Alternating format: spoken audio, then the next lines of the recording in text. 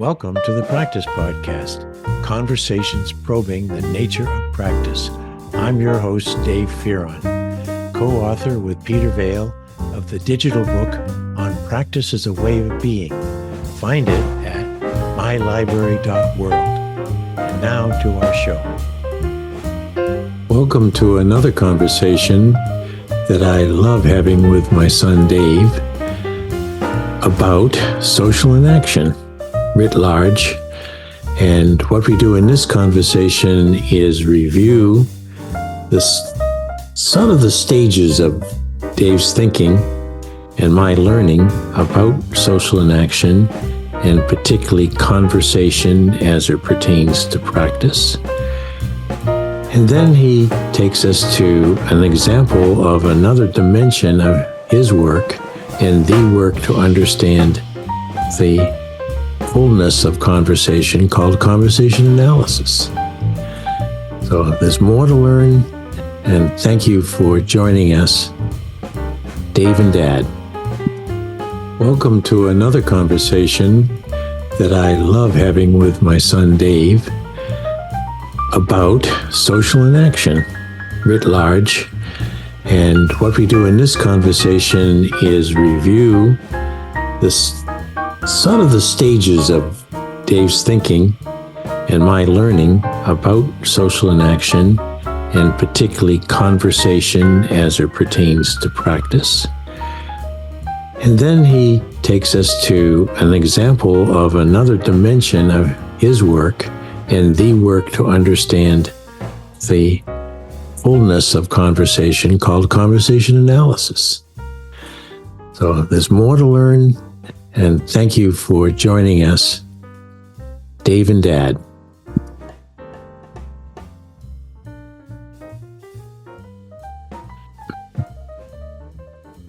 Well, I know that you people out there have been waiting for the day that I have a Dave and Dad episode to add to the mix. And yes, today is the day that we'll create the episode, and then soon after it'll be available.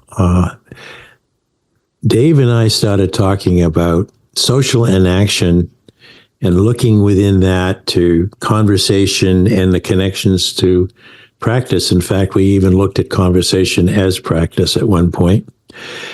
What we have done in recent time is looked at the essentially the engine of practice, which is the brain and everything connected to it that constitutes a conscious human being. So looking at what works and what and why is a kind of a big open question for a whole bunch of researchers, but we're looking at it particularly in regard to how it creates a social effect with two or more people are communicating, and it's forming or continually forming an organization. So welcome back, Dave. Thank you. And it was a busy fall, and I wanted to wait until I prepared a few things for our next podcast. And of course I didn't. So yeah, well, they chip off the old block. I have prepared for almost an hour. So well, we'll do another one for another half an hour. But where would you like to pick up the thread?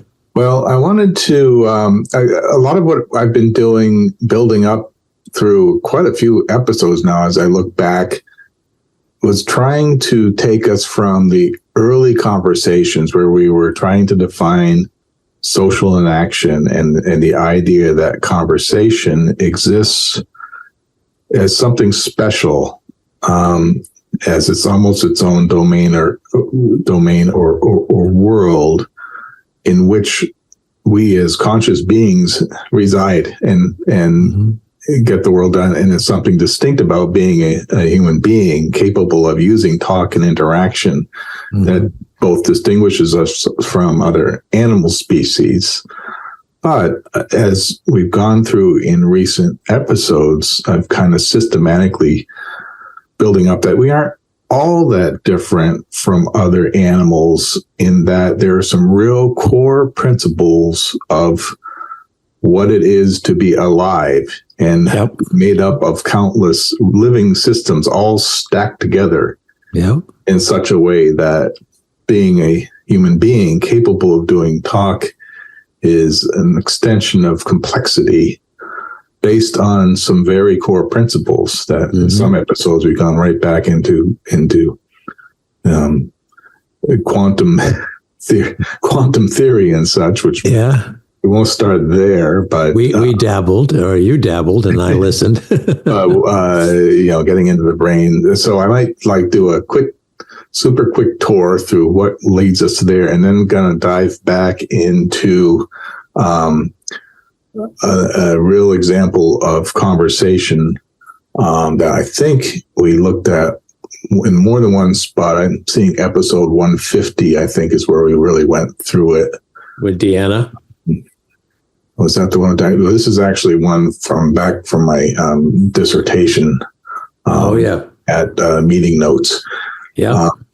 Or not meeting notes, but the beginning of a business meeting in which a group of people are putting items on a meeting agenda. And we're going to look at that, pulling in just a couple of both some a core way of analyzing conversation that I studied in graduate school called Conversational Analysis, and maybe dipping in a little bit into another aspect. I study social bond analysis, although I think I won't get too much into that, but kind of stack everything up that goes into what makes this little moment of time work. Yep. In the context of what we've been talking about so far. And I might throw in a couple other areas of sociolinguistics and basic linguistics that you can kind of start pulling out from under the hood to get a sense of how all this works. So it reminds you pull out a wire and say, now where did this go? How do we put it back in? Yeah, something like that. Yeah. So let's see. If we go, let's try to, in less than 10 minutes, go through about 6 or 7 episodes and summarize those. But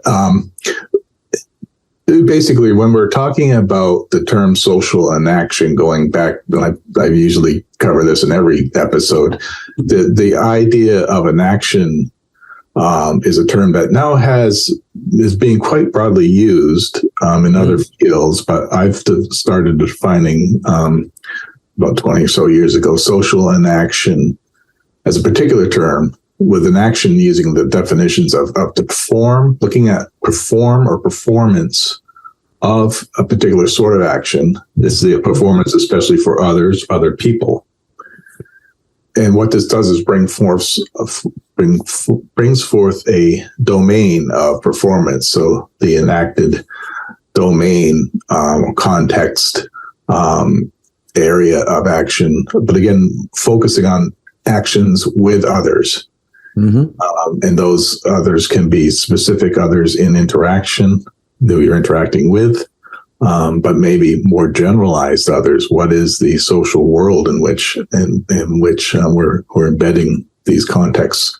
And then the third meaning of an act is to warrant, like almost a law-like sense that by having performed something and having brought forth the context for that performance, the participants in interaction can warrant their immediate next actions against that prior performance, either specifically or even more abstractly. All performances, all having both lived lives in a social world, we get a sense of what one ought to do now based on what's happened before immediately, but also what we as language users and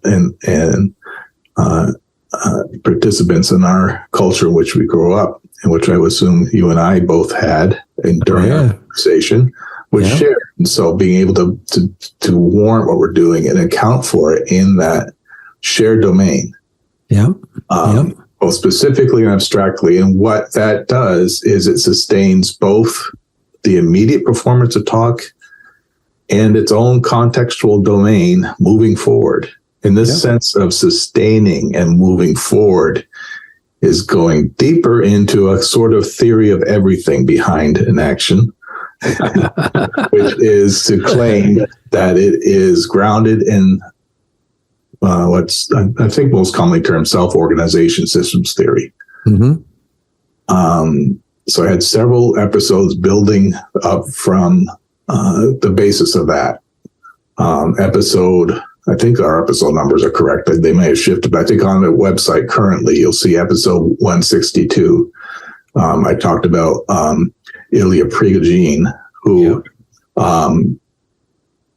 talked about how any sufficiently complex system can get to a point where it's sustaining itself by exporting or dissipating entropy. Entropy being the interactions which could potentially destroy that organization. But you can even think of entropy in information terms as what would be too much of a perturbation for its parts to be able to fit themselves together. And I might have touched upon some of the areas that built off of that, namely autopoiesis theory by Alberto Maturana and Francisco Valera, being one of the ones in the 80s who kind of turned that more into a way of describing living systems in particular as doing just what I talked about, by their action bringing forth a domain in which they're actually reproducing themselves,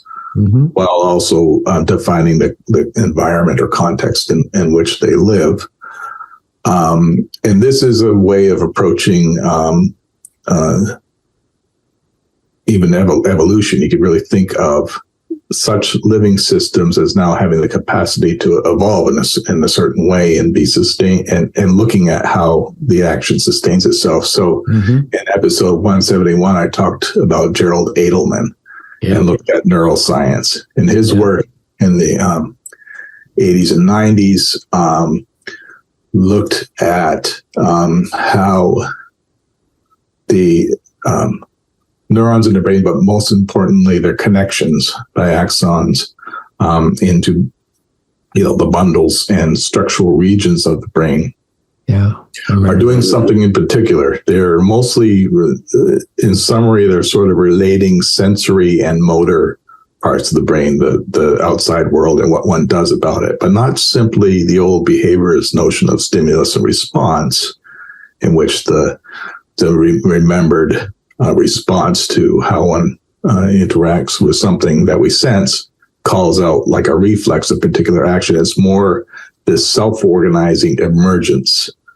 Each of these bundles and patterns become emergent self-organizing ways of persistently dealing with perturbations in the world by persistent methods of sensory motor relations that are laid down in the very axons of the brain, systematic ways, but that are not static. They have to work to survive.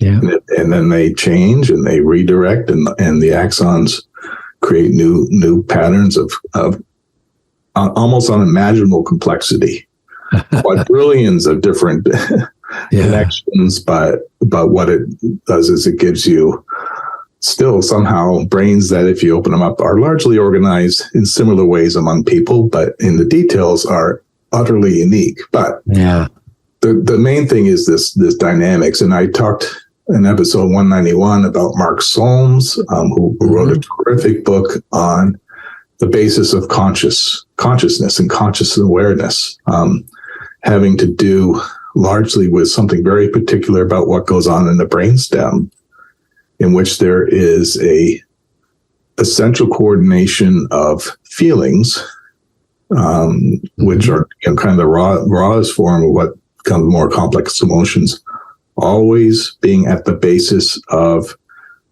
bringing together the sensory motor relationships and the learned with the novel in a way that brings forth the actual experience and feeling of what it is to be aware of this thing in the world. And in terms of, I kind of go back to this autopoiesis theory. One of the problems, which I won't get into, the philosophical problem of mind, is that where's the observer? Where does the observer come from? What is it to be conscious? Kind of the hard problem of consciousness. What is it to experience the color red, or to know that I am I and not someone else? The Descartesian dilemma. So this really gives some concrete ways of explaining, if you tie it to all this self-organizing systems dynamics, how the observer is kind of fully explained as emergent from these very acts, because you've accounted for a lot of the parts. Right. You're not leaving something out necessarily, where you have to add something magic to make the conscious sauce in what is otherwise a bunch of neurons firing. Yeah. Because consciousness becomes a core definition of any living system that does that does organization in this particular way. Mm-hmm. And I got into episode 194. I talked about Carl Friston, from which Solms drew heavily in his book. Carl Friston kind of consolidated a lot of the early work on self-organization, including Prigogine and others, and talked about the free energy principle, which is a way of doing what we talked about in terms of information theory, in which we can think of information not just as computer sense or words that have a meaning, and if I understand them, I'll understand the meaning. More like this idea of flow, and the ongoing achievement of a self-organizing system. So and a key part of that is in this kind of the sensory motor relationship, there is one of prediction. Model. That's key. Yes, so that a successful self-organizing system is able to be organized in such a way that, in effect, it is modeling a domain of the world that allows a prediction of what ought to happen next, based on not just a memory, but really, in a sense, its own organization, in which all its parts are only there because they have worked before. But in this recurring pattern, there's also always necessarily an opposition of being ready for adapting to something new, because the world is always going to be throwing perturbations at you. So that's right. So this notion of free energy is a way of defining I guess you could use it to define the information potential of a living system at the moment, in which the more free energy there is, the more surprise there is in the world, the more the things that weren't predicted are there. I think we got a few of those going on. Yeah, that's how he defines free energy. And the idea is to reduce free energy, what Prigogine would call dissipating excess entropy, in order to adapt to the world. And one of the key concepts there, which I wish I had known 20 years ago when I was working on this, was the Markov blanket. Yeah. It's a way of describing a systems dynamics that solves a lot of problems with more simple ways of describing systems. I don't know. In summary, if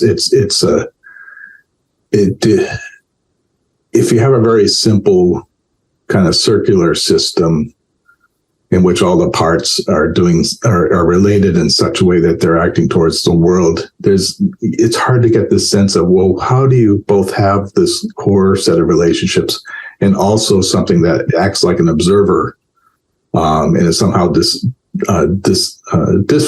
than the causal relations, direct causal relations in which it is in the world. And this idea of Markov blanket is where you have this surface, which is called the parent, and it is made up of core components called children. And as long as those core components successfully interact, then the kind of the parent surface as a whole, plus its children, are sustained. And and that's a very broad way of saying it, but basically you can then start looking at interactions among Markov blankets and such, where two Markov blankets, let's call them two people in interaction, are acting as observers of each other, and the kind of the distortions of each other's surfaces, while underneath that blanket are core things of which we are not aware, busily sustaining what they do to keep everything going and adjust to changes and make predictions and keep those sensory motor relations going. Wow. So, and that can be used to kind of explain a lot of what the brain does. And in episode 200, I threw in little Ian McGilchrist, who talked about hemispheres, in which you have like the left half of the brain is largely focused on the immediate task and categorizing the world and focusing on opportunities and what one needs to do at the moment. But you have an entire other half of your brain that's focusing on context. Yeah. Making sure no one sneaks up on you while you're eating your dinner to attack you becomes an essential feature of all animals, almost down to worms and amoeba almost. But in the brain, it kind of gives you a constant literal interaction. We can almost think of them as mutual observers of each other. Interacting with different aspects of the world in kind of a conversation. And if and when such that corpus callosum that connects the two hemispheres is cut, either deliberately or by stroke or something, you end up with two cells, and two very different cells doing very different things. I remember that. That was quite fascinating. Yeah, so that's kind of a side note, but it kind of gives a sense of this layering of stacks of complexity that gets us to where we are when we look at, what's underneath the hood of talk and interaction and social inaction. And then in leading up to where we are now in episode 224, I started talking about George Herbert Mead and the social act. Yeah, we came back to George. Yeah, which is 100 years ago. He did work on nicely articulating what I like to think of is as a way of looking at action as precisely this self-organizing social inaction, and also one I think we could kind of focus on the conscious experience. Yeah, the act as enacting the conscious experience of addressing the world, not as stimulus and response, but as something that begins with impulse, which is always emotions, always feeling that Solms would say literally is a spark of consciousness at any second, which builds into perception and manipulation. Both. Perception becomes the predictive approach to the world, which he says calls meaning. Meaning of objects in the world, which is active distinction, but always one in which there is manipulation, how one would act towards that object, giving you sensory motor relationships. That leading to a consummation, which is kind of an evaluative stage of the act. If it makes it to the end, you grab your apple, you eat it. Yeah. And there's an evaluation of how well it went, and that kind of feeds into the predictive modeling of the next action. Yeah. That's basic to all animals. But then in the last time we talked, episode 231, I took it to where Mead does the next level. What is a social act? He pointed out there's something very special about the calls of animals that engage in social interaction with each other, herds, two dogs meeting each other. One growls. The other, on the basis of that growl, knows, wags the tail, what might happen afterwards. There might be an attack. There might be things that you can do, having anticipated that, to wag the tail to indicate that you're friendly. You're not going to attack back, perhaps. Instead, you of course sniff the butt.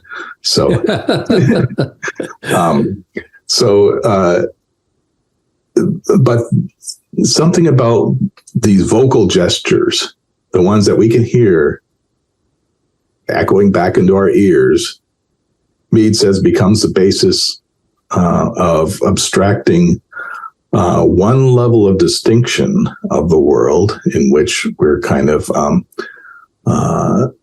using this basic consciousness of the objects in the world that we immediately encounter, and adjust to a next level, a distinction of distinction that becomes the social act and is abstracted into what we would call a symbol, the word as symbol.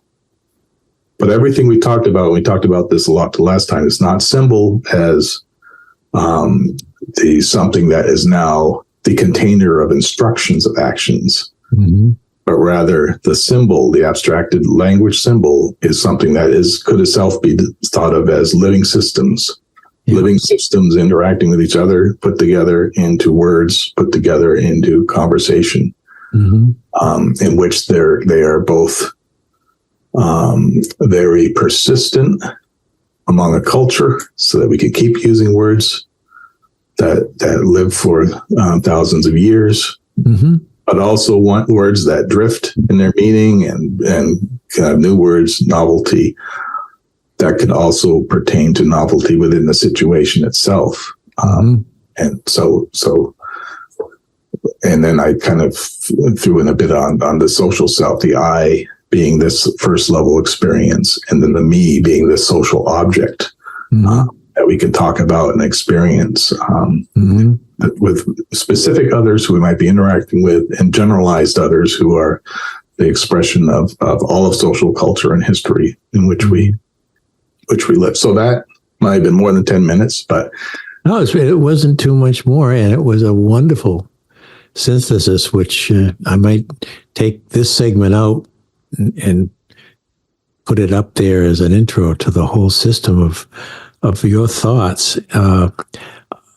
I have to tell you before we move on that if I were looking at this strictly as your practice, one of your practices, how you have the sense of where I started, what worked out, and where I am now, that's sort of a lineage of memorable parts of otherwise your interest in social inaction. It's a pretty good example of what it takes to sustain an interest this long, from way back to your doctoral days to this moment. And the familiarity that I now have with the people and of thought leaders you brought in and your own thoughts, it constitutes at this point a story of you as a person who thinks you haven't all the time in the world to do it, but when you're thinking about social inaction, it triggers out all of these memories, and yet it is being put out here in this moment with a purpose, which is to inform and educate. So, but what I found exciting about where we started probably over 2 years ago with our conversations, and now having gotten back into it, having let it go fallow for 10 or more years, while I was trying to actually get a career going. Is that where back then I was trying to put something together from disparate parts that I've been talking about that were all new and haven't really come together. Now I think they have, and now it's like, this is now a big core of neuroscience is based on self-organization, free energy principle, right, and all of that, and bring back biology, and all those parts. And there's a lot of popularity, even on YouTube. It's like essentially YouTube stars who are researchers and philosophers doing this work. And I've talked about some of them, and I'll continue doing more shows on them, like Ian McGilchrist, for example. But what's interesting, and I still haven't found it, is that I haven't found anyone looking at conversation in the way that I learned with conversation analysis and some of these social linguistic approaches to bringing it to this. So I'm going to talk about one person who happened to be at UC Santa Barbara when I was as a professor, who lo and behold was in the same direction, and I didn't know it at the time. But yeah, it was all there. But I think it's only now that's starting to all come together, almost as a new, maybe something new. And well, I'll get into more of that later. There's been arguments that where we were in the world of postmodernism, this is now metamodernism, and this perspective is part of it. And it's now metamodernism. Wow. Yes, and it's defining our new age. But I'll get into all that later. So, all right. So in our remaining time, let's jump back then into some actual conversation analysis. And I'll talk just a little bit more into what conversation analysis is, but then how to rip it into this new domain of self-organization and social inaction. All right, let me, and if we put this on YouTube, we will show on screen. Okay, let me play this. This is people's at a firm having a standard business meeting where they're coming, kind of their weekly standing meeting where they're coming up with the agenda for their meeting. And I will play this, and if we don't hear it, there'll be an edited pause where we figure it out. Okay. So, anything you guys want to add, or? Backup tapes in the microwave. Backup tapes and the microwave. Okay. I'm gonna put it up there so you don't forget. The transcript showing on screen now. And this is conversational analysis that you're showing us now, right? Yeah, what I'm showing now isn't, there's actually a different sort of transcription, but basically the idea of conversation analysis is that we are looking very closely at the details of talk word by word. We transcribe it in a particular way so that you can analyze it. And the conversation analysis, just briefly, was primarily developed by Harvey Sachs, who was a sociologist and did a lot of this early work in the 1970s.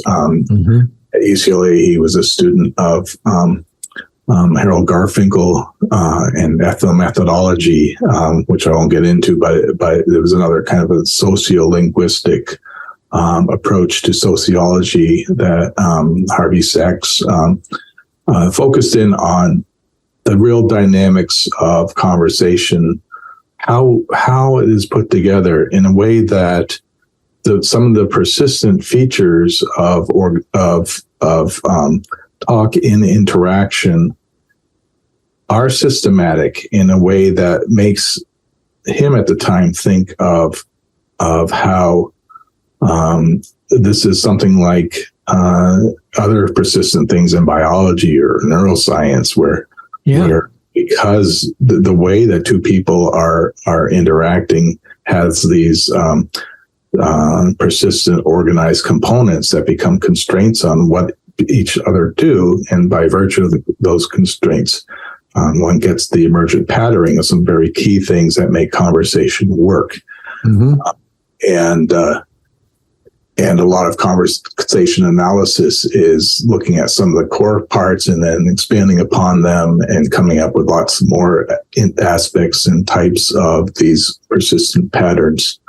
What they don't do, and I don't know if they still do, is they kind of focus almost too much on the patterning and do not get too much into the theory or understanding of why there is such a patterning. And this is where I think that, everything I've been talking about with inaction and self-organizing system dynamics would predict exactly what they are showing and explains it and shows why it must be in order for conversation to work.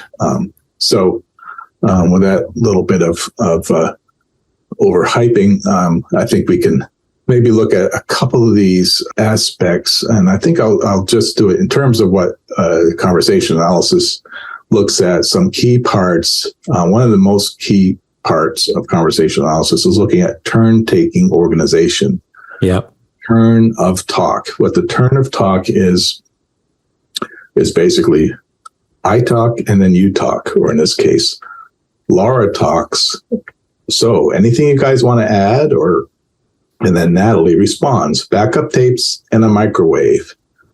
The basics of turn taking is that the fact that one turn of talk follows another, not just a pattern of stimulus and response, but it matters the organization of how things are adjacent to each other. For example, the very fact that the very details by which Laura says anything you guys want to add, in the way that Natalie's backup tapes in a microwave fits right there.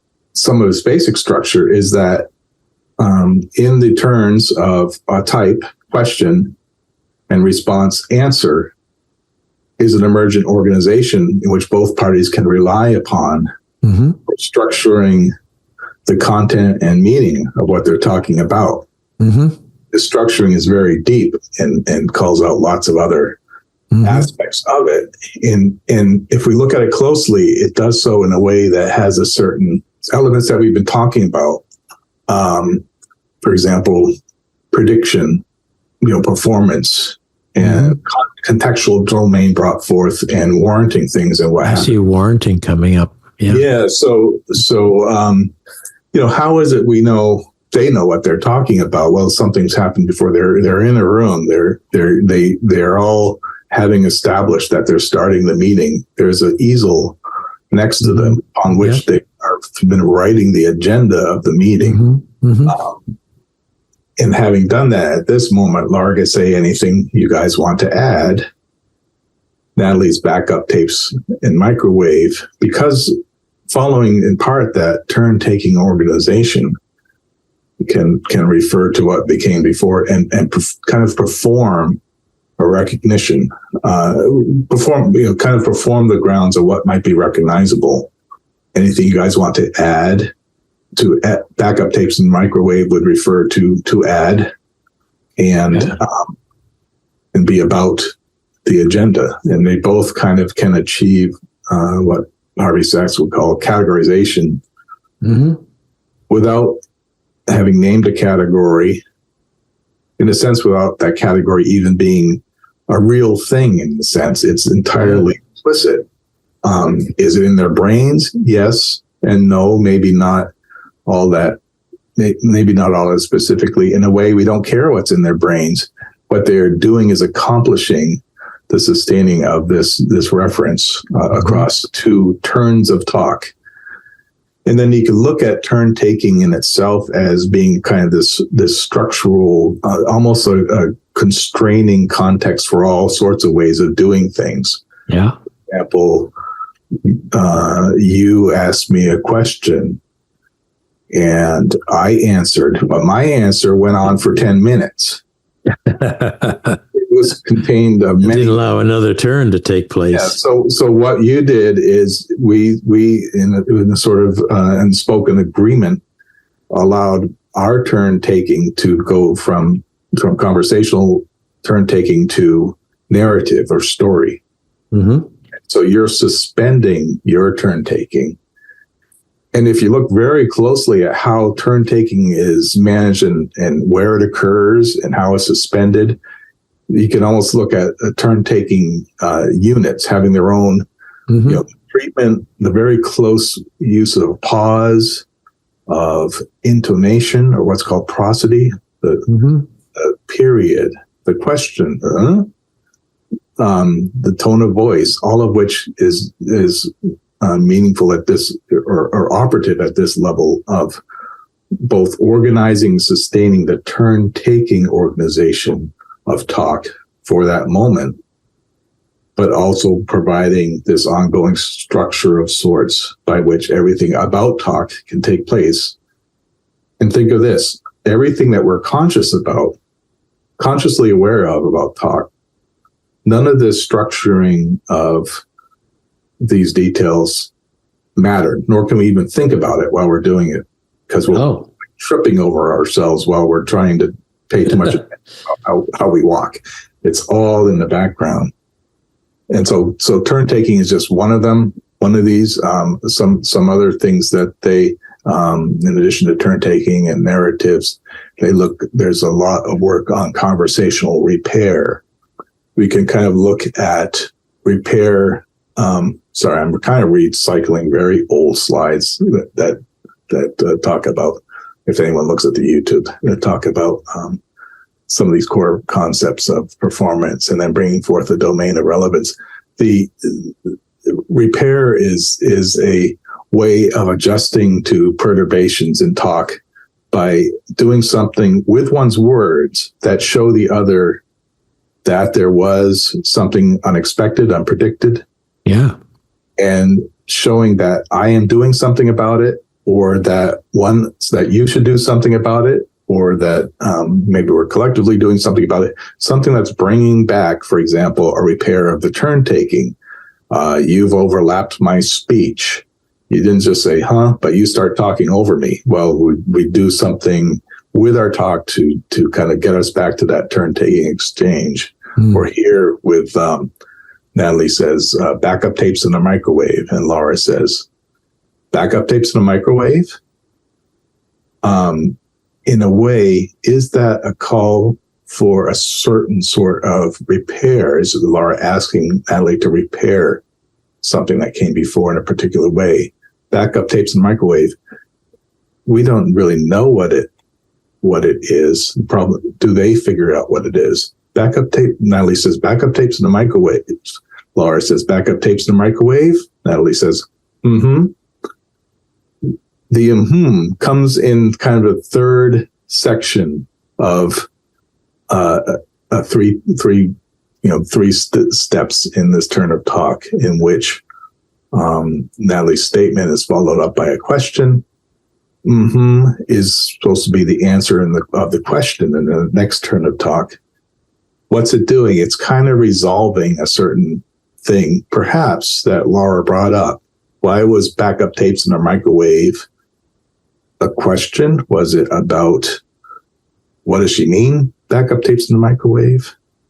What about backup tapes in the microwave? Well, with there's kind of a repair of that being a question, the question being a simple confirmation of what she said. She didn't really treat it as though Laura had no idea what she meant at all, but that maybe this is a repair of a mishearing or something like that, or a confirmation that these are two items, and what's the overall context? That these two things are talking about will be on the meeting agenda. Or not, Or not. Yeah. You don't know. But you don't know, but they would have to negotiate that as the turn taking continues. Exactly. So another repair might be in order. Yeah. Yeah. So we have this. And this is all within 3 seconds. Yeah. Yeah. So layer upon layer. Wow. So there's this repair, and there's this categorizing where the agenda has never been mentioned, and yet it's clearly a relevant constraint for the context in which they're doing. They're which they're organizing their interaction. In that sense, I think there's some terms used by conversation analysis and also other areas of linguistics called indexicals, where you might use words such as that. The word that will point to something in particular in immediate surroundings or in what was said before. But there's also things that aren't said that are more implicit, in which sometimes you'll see referred to as like counterfactual. So, which in linguistic analysis, I think becomes probably, taking linguistics into cognition becomes kind of problematic, where people really have to rely, where theories that rely heavily on the brain being made up of models of the world, in which somehow every possible way of speaking about every way of interpreting backup tapes in the microwave is somehow in their brains being invoked. So the counterfactual to backup tapes in the microwave might be, Laura doesn't understand what it is, or she doesn't, is she questioning the understanding of what these terms mean, why they were brought up, that they belong on the agenda, that they should be explained right now rather than later. And that's one interpretation that perhaps Natalie might have acted on, and perhaps that using a question right there might, in other circumstances, solicit backup tapes in the microwave. The implicit part is, well, what about them? And then Natalie might go on and then say the thing about them and why they need one. But she's also invoked the agenda, and having done that, evoked the situation where they're going to talk about it later because it's a meeting and things on the agenda are talked about later. So she can kind of rely upon that implicit meaning as well, building up that context. And so you see Laura go on and say, when she says backup tapes in the microwave, Natalie says, and then Laura laughs. Are you going to put it up there so we don't forget? And then by up there, she was referring to the easel where they're writing their agenda items. So that's a lot, lots of bits and parts, but you can kind of see how, the words aren't simply words, but you have to embed them in this turn taking, in the way things are organized, in this way of repairing things, and even looking at Laura's laugh. Backup tapes in the microwave. Natalie says, then Laura laughs. What's the laugh about?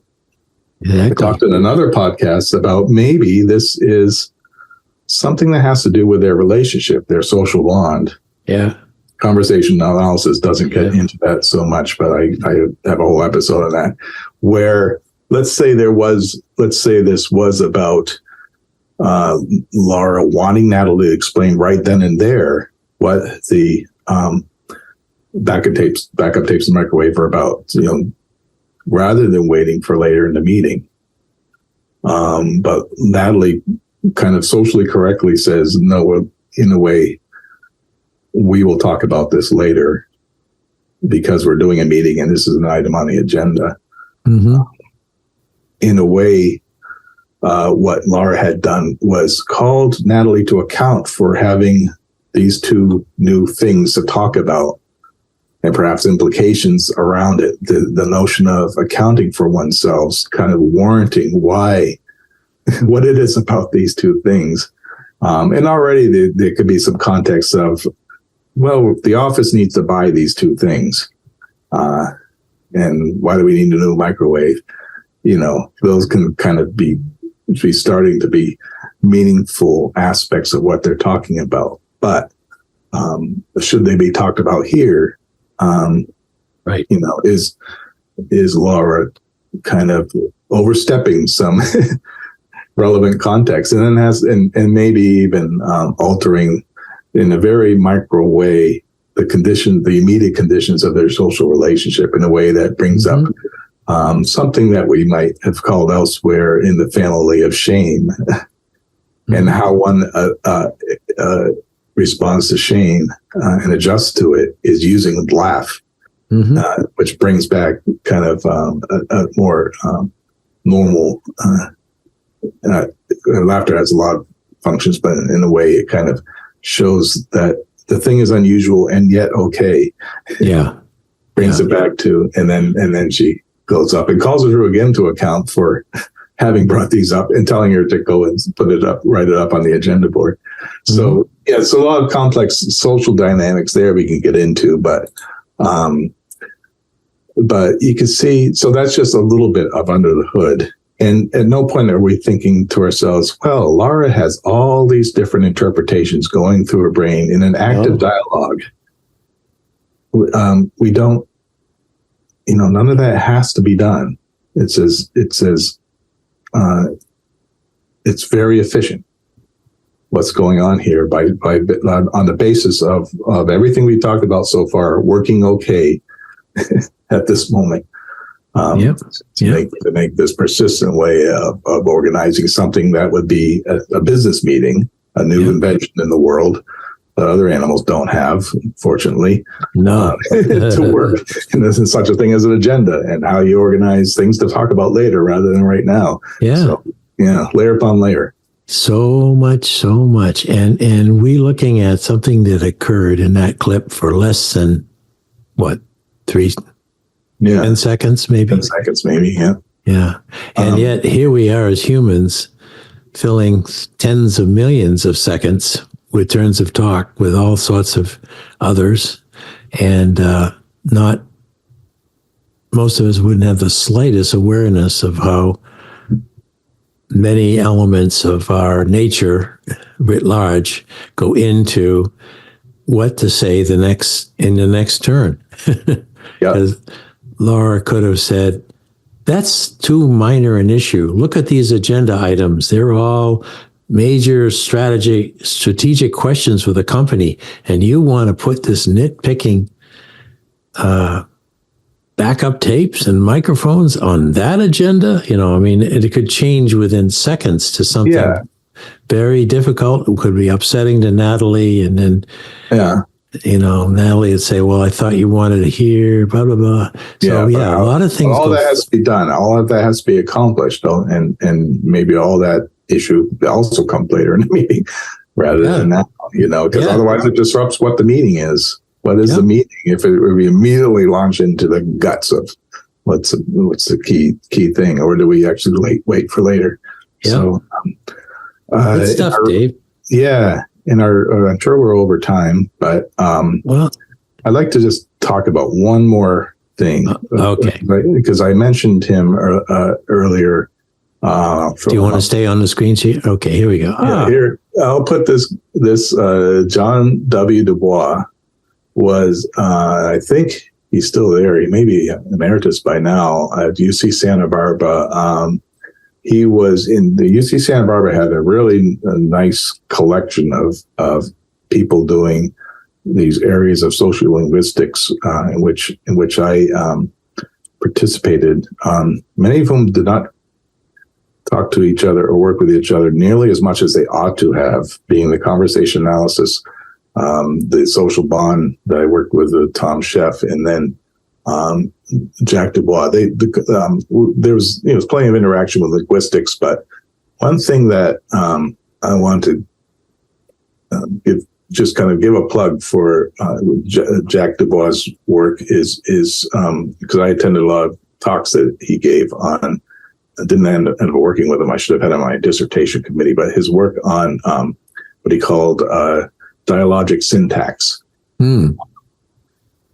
It is another really cool layer of ways of thinking of this organizing of turns of talk in the very details of context at the linguistics level that I think are underappreciated. And I was just looking at his 2014 book, one of his latest articles in 2014, and lo and behold, he started talking about self-organizing system theories and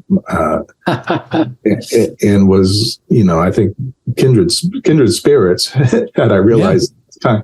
But he also, I think his ideas are not nearly as popular as they ought to be, and I think partly he took a long time between writing things and getting it out there. But I think, and I'm only saying his ideas didn't get too far because I couldn't find a YouTube video where he talked or other people talked about. I know. Well, so that's the new coin of the realm. There you go. But in any case, I'll in a very short amount of time, let me try to get the notion, because I think it ties in a few things we're talking about. So if we look at the organization of these two terms, Natalie saying backup tapes in a microwave, and Laura says backup tapes in a microwave. The fact that Laura uses many of the same words is important. It is a way of doing a particular sort of syntax, which is the organization of words in a way that is both meaningful and operative in keeping the course of talk going forward. Jack Dubois pointed out that there's what he called a dialogic syntax means that doing this in dialogue in a particular way, this kind of matching, is a special thing. It doesn't happen all the time, but when it does, it is almost as though it's a little self-organizing system that is sustaining a shared meaning in a particular way. So the way that Laura uses the same words, but then ends with the prosody, the question rising, backup tapes in the microwave, is doing something. It is showing that it is about these two things. She could have just said, huh? Yeah. And that would not be very specific. She might have said, what do you mean? That also wouldn't be specific. What do you mean about backup tapes in microwave? That would be very inefficient. She's getting into lots of details. Instead, it's very efficient to say backup tapes in the microwave. Use the same words and almost the same, except for one difference being the raising of the tone of voice. Yeah. The question, the intonation, doing the work of pointing out what is different in what otherwise confirms everything that is kind of the predictive model of using these two words. And he's calling this as a kind of a structural coupling between these two turns of talk, using Francisco's Valera's term, which kind of echoes back into this kind of free energy Markov blanket motion, in which you have underneath the hood lots of little things going on to structure two turns of talk in a way that just what's novel and needs to be done emerges to the surface, like the surface of two Markov blankets, in which now she can become an observer of what Laura can become an observer of what Natalie just did. And Natalie can be an observer of what Laura will do. What they observe is something that has emerged, this question. And that goes on to become the basis of how Natalie will interpret. Not just interpret in her own mind, but show the interpretation. It is bringing to the empirically available surface for both of them what is enacted as the meaning of both the difference, this repair, what it's about, how it becomes conscious and an actual social act that's carried forth, and lets us be consciously aware of just those details, while everything else under the hood is happening at this level, of which, like intonation, becomes its own rhythmic sequence. Conversational terms become their own little rhythmic sequence, and underneath that, words and grammar, syntax, all lots and lots, and then under that, all the brains doing stuff. And then beyond that, culture and all that. They're in an office, so you have these stacks of emergent. The artifacts of the office are there. The conference table. They're eating. All of that's going on all that's going on at a glance. But what's interesting about this, and it's what people studying the brain or cognition are not able to do as well, is that there is this empirical surface. So what Jack Dubois would organize this a little bit differently. If you look at some of his papers, like it's one in 2014, he does this where he would map these words together to highlight that the question mark part of it. But the mapping, this is what he calls a diagraph. It is in a way the empirical analysis basis that a linguist would use to understand it. But it's also how the people themselves understand things. Participants themselves understand things. It's kind of like the brain's cognitive organization of words that would highlight this difference and allow adjustment to just this difference in that very efficient way. And again, it's the way that reduces the free energy of the situation rather than the question mark leading to chaos. It just can focus down on the one thing that's different, reducing the entropy of the moment and keeping the conversation going. in a way that everyone could still know what's going on. So this is Wow. understanding how it happens. Wow. It's not Wow. abstract. It's very specific. I think that I'll reinforce that point as we're coming to a close. It's there. It's fact. It happened, documented, and then you could look at it, every which way. You can make a lot of suppositions or conjectures about it, but really, the purist would say, let's just go back to the string of words and the other string of words and look how they match or don't. But your work, you want to take it further than that. But there's a lot of people very happy to make sure that the factual aspect or the empirical aspect of whatever they're presenting is clear. And it took you quite a bit of time to transcribe those and code them and all the rest. But the result is a whole lot more than a lot of people do about what we're doing right now. Yeah. Talking. I'd love to be funded to spend more of my time figuring out some of these. I'm going out to the grant sources immediately. No, I'm serious. It would be lovely if you could spend more time on this. But we have done a lot, as you recounted in the beginning of this conversation, and we'll do more. Yeah, there's lots of more areas we could take it into. I've been reading a couple other people who could be and watching their YouTubes about what we could kind of call other pillars of the emerging inaction point of view. Yeah. One is John Vervaeke, who's I forget his title. I believe he's a kind of a cognitive science, but also maybe in the philosophy department. I don't know, in Toronto, University of Toronto. Mm-hmm. He has terrific stuff on kind of taking it more into sociology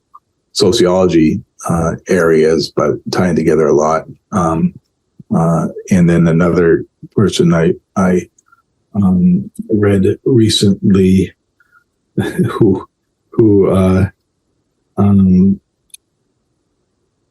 who has taken this kind of inaction emergent model and proposed that perhaps it could be thought of as a type of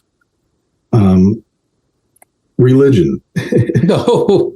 Of a very particular sort. And his name, and I'm trying to get it in front of me, is his name is Brendan Graham Dempsey. There you go. Very interesting guy who his book Emergentism I finished recently, and he's a young guy and done the remarkable thing of summarizing just about everything I've talked about except for language in our podcast into a beautiful single book. So we might do an episode on him too.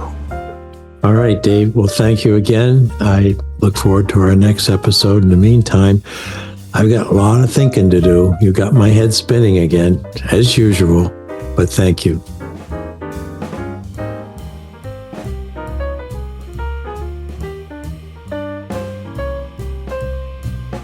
Thank you for listening to the Practice Podcast, Conversations Probing the Nature of Practice. If you'd like to hear more, go to Podomatic, Spotify, Apple Podcasts, or YouTube. And please consider purchasing our book on practice as a way of being at mylibrary.world. It's a digital book with lots of features that you do not see in a conventional book. So once again, thank you, and I look forward to you listening again.